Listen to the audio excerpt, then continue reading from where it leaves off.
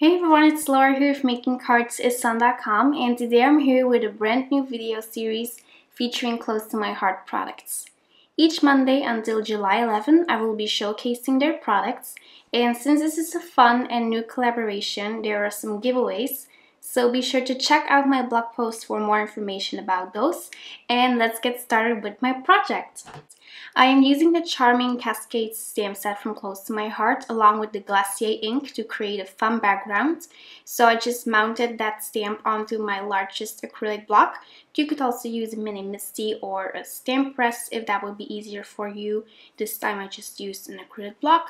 And then I'm simply stamping my background. And this stamp set comes with dots, stars, and hearts. So there are plenty of options there, but I decided to use the dots to create a fun background. So I'm just going to stamp the third row of those dots, and then I grabbed a piece of white cardstock and some washi tape. I never use this washi tape, so I mostly use it to mask off things. So I'm just going to mask off some stripes to create a fun pattern.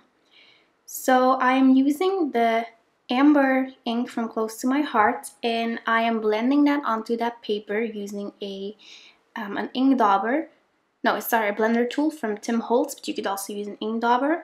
And while I was creating this background, I was just really surprised at how well that this ink blends on regular cardstock, even though it's not a distress ink. So it works really well with masks, or stencils. So just endless possibilities.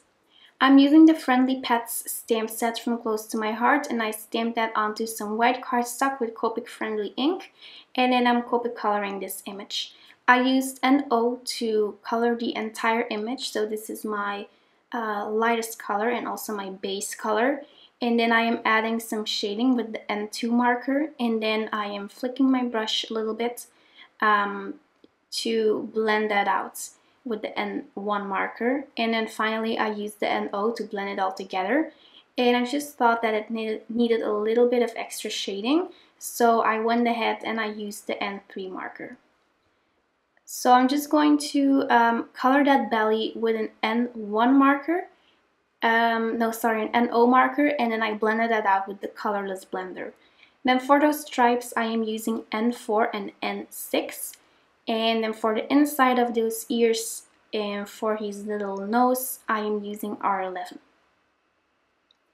Then I'm also going to be Copic coloring the heart. I use the BG10 marker as a base color, just to get all of the colors moving a little bit. And then I use the BG13 to add an aqua color, and I blended it out with BG32. And I'm also adding a tiny little detail with a white gel pen to add some more interest. Then I'm fuzzy cutting my image with my scissors, and I left a white edge around the cat because I just really love that lately.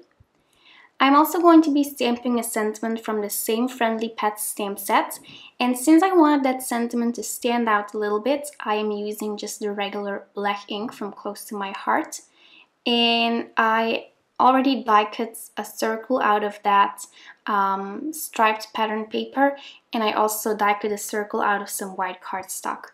So I'm adhering the striped circle onto my base with some foam adhesive, and then I wanted to add a little bit of white thread for some extra interest. So I'm just putting that on there randomly, and then I will be adhering that white circle on top of that thread, and that will make sure that the thread won't fall off the card.